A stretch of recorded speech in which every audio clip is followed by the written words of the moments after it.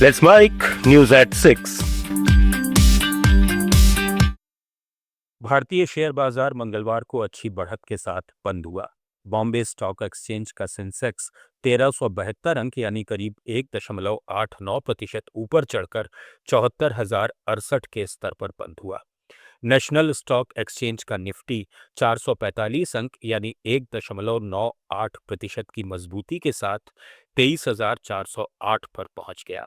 इस तेजी से बड़े पैमाने पर निवेशक, म्यूचुअल फंड और इक्विटी पोर्टफोलियो वाले लोग फायदे में रहे।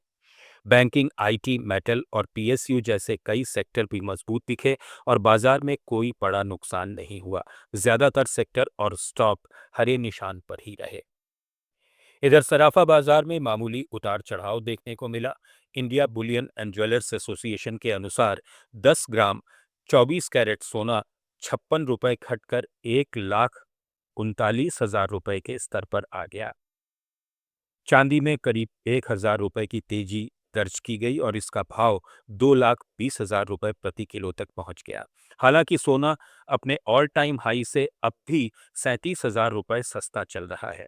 वहीं चांदी पिछले 53 दिन में 1,66,000 रुपए तक डूब चुकी है। निवेशक वैश्विक संकेतों, डॉलर की मजबूती और घरेलू मांग को लेकर सतर्क बने हुए हैं। आने वाले दिनों में कीमतों में और उतार चढ़ाव देखने को मिल सकता है। ग्लोबल इन्वेस्टमेंट बैंक गोल्डमैन सैक्स ने भारत की इस साल की आर्थिक वृद्धि का अनुमान काफी घटा दिया है। बैंक की ताज़ा रिपोर्ट के मुताबिक ईरान युद्ध और कच्चे तेल की ऊंची कीमतों के चलते भारत की जीडीपी ग्रोथ अब सिर्फ 5.9 रहने की उम्मीद है, जो युद्ध से पहले के 7% के अनुमान से काफी कम है। गोल्डमैन सैक्स ने चेतावनी दी है कि रुपए की लगातार कमजोरी और बढ़ती महंगाई काबू में रखने के लिए रिजर्व बैंक को रेपो रेट में ½ % यानी 50 बेसिक पॉइंट्स की बढ़ोतरी करनी पड़ सकती है। ब्रेंट क्रूड की कीमतें अप्रैल में $115 प्रति बैरल तक पहुंचने का अनुमान है, जिससे भारत का करंट अकाउंट डेफिसिट बढ़कर जीडीपी का 2% हो सकता है और महंगाई दर 4.6% तक जा सकती है। हालांकि साल के अंत तक तेल की कीमतें गिरकर $80 के आसपास आ सकती हैं, लेकिन आने वाले महीनों में आर्थिक दबाव और ब्याज दरों में बढ़ोतरी के आसार बने रहेंगे। देश के दूसरे सबसे बड़े निजी बैंक एचडीएफसी में पूर्व चेयरमैन अतनु चक्रवर्ती के अचानक इस्तीफे के बाद बैंक ने नैतिकता और आंतरिक प्रथाओं से जुड़े मुद्दों की स्वतंत्र जांच के लिए बाहरी लॉ फर्म्स की नियुक्ति कर दी है। चक्रवर्ती ने 18 मार्च को अपना पद छोड़ते हुए लिखा था कि बैंक में पिछले 2 साल में कुछ गतिविधियां उनके व्यक्तिगत मूल्यों और नैतिक मानकों के अनुरूप नहीं थीं। बैंक के प्रवक्ता ने इसे पूरी तरह प्रोएक्टिव और निष्पक्ष समीक्षा बताया है, लेकिन इस घटनाक्रम से कॉरपोरेट गवर्नेंस पर सवाल उठ गए हैं। अरुणाचल प्रदेश में युवाओं को रोजगार और उद्यमिता के बेहतर अवसर देने के लिए 2 नए अप्रेंटिसशिप वर्कशॉप लगाए गए।